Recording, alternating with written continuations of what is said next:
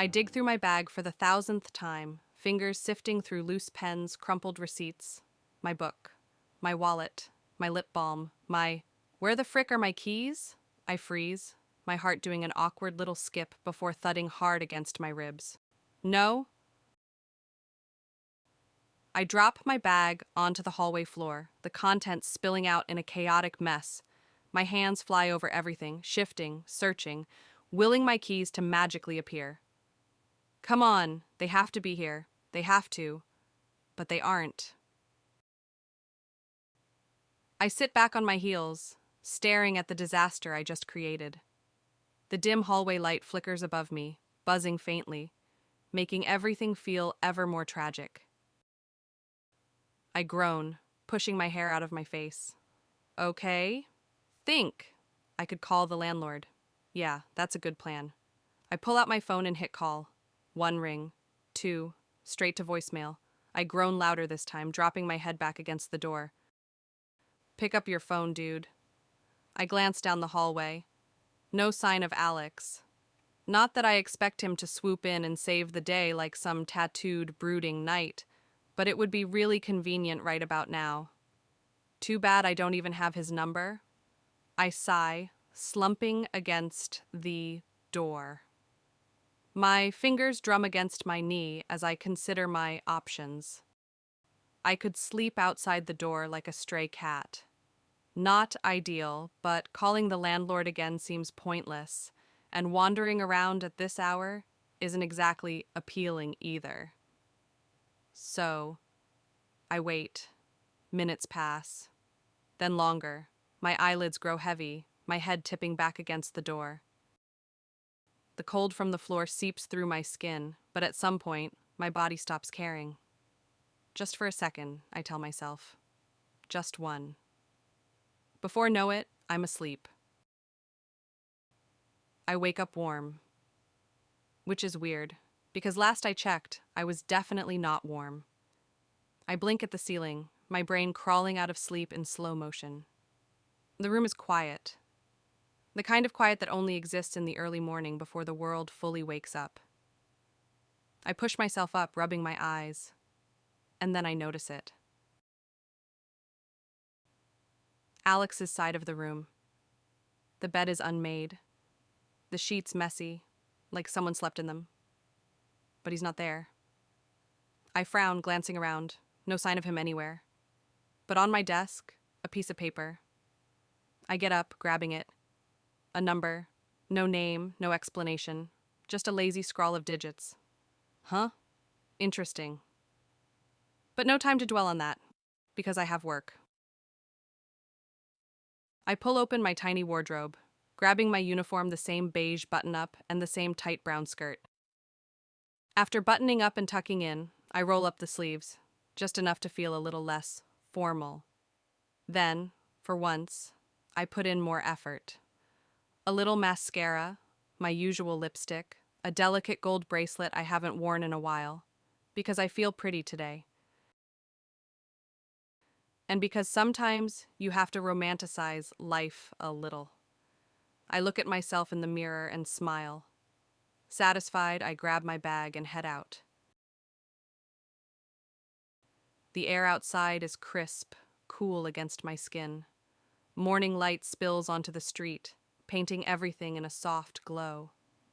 I adjust my bag on my shoulder, taking a deep breath, only to immediately choke on the smell of smoke.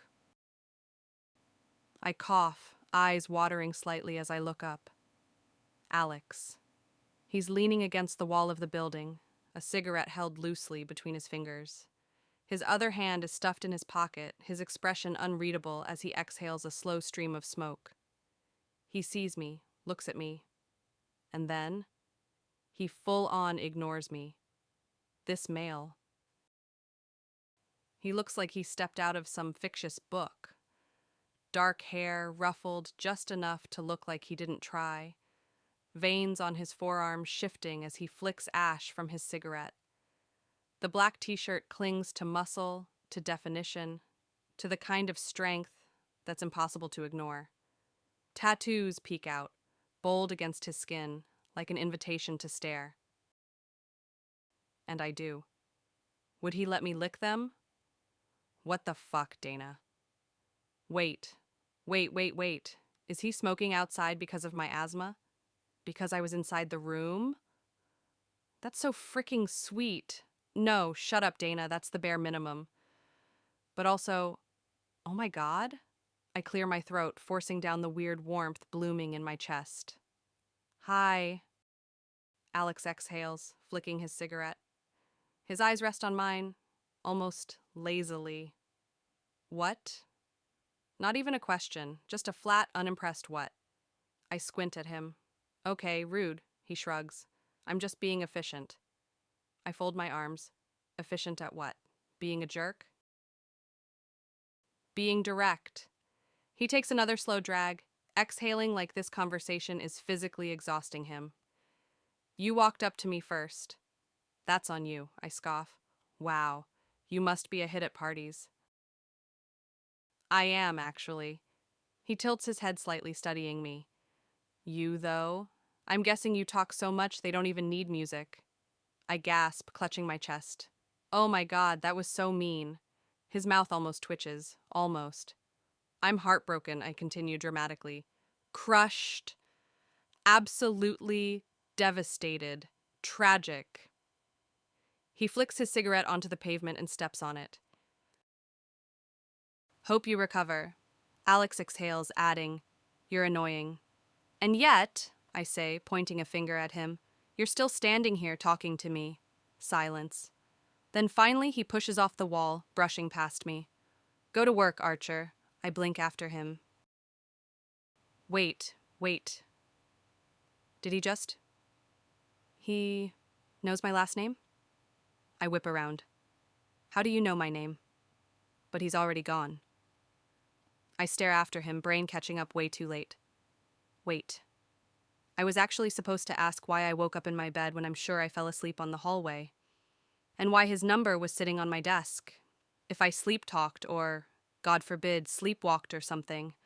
But, never mind. He's gone. The cafe smells like coffee and vanilla, warm and familiar. The hum of conversation floats in the air, mixed with the occasional clatter of dishes. It's slow today. I sit at the counter, chin resting on my hand, absently wiping the surface, even though it's already spotless. The lull is dangerous because it gives my brain too much space to think, to wonder, to replay the weirdness of waking up in bed when I should have been outside. Then, the door chime rings. I glance up. Sebastian. My stomach does a weird little flip, and not the fun kind. He steps inside, his eyes scanning the cafe before landing on me. His lips twitch into a small smile like he's pleasantly surprised. Oh, hey, he says, walking closer. You work here? His voice is smooth, practiced, the kind that's used to getting what it wants. I tighten my grip on the rag. Yeah, I say carefully. Been here a while? Sebastian nods, taking his time looking around, like he's memorizing the place. He's dressed sharp, as always. A navy button-up, sleeves rolled to his elbows like he just casually decided to be effortless and attractive today. Dark tailored pants. A silver watch that probably costs more than my rent. His hair's perfectly styled, short on the sides, tousled just enough on top.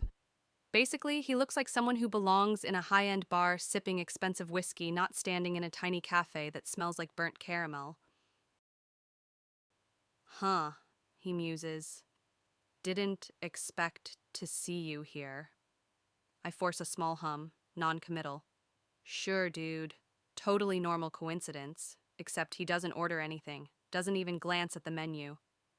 Instead, he leans against the counter, settling in, looking at me with a creepy grin. And I can't shake the feeling that maybe he came here for a reason. And that reason has something to do with me.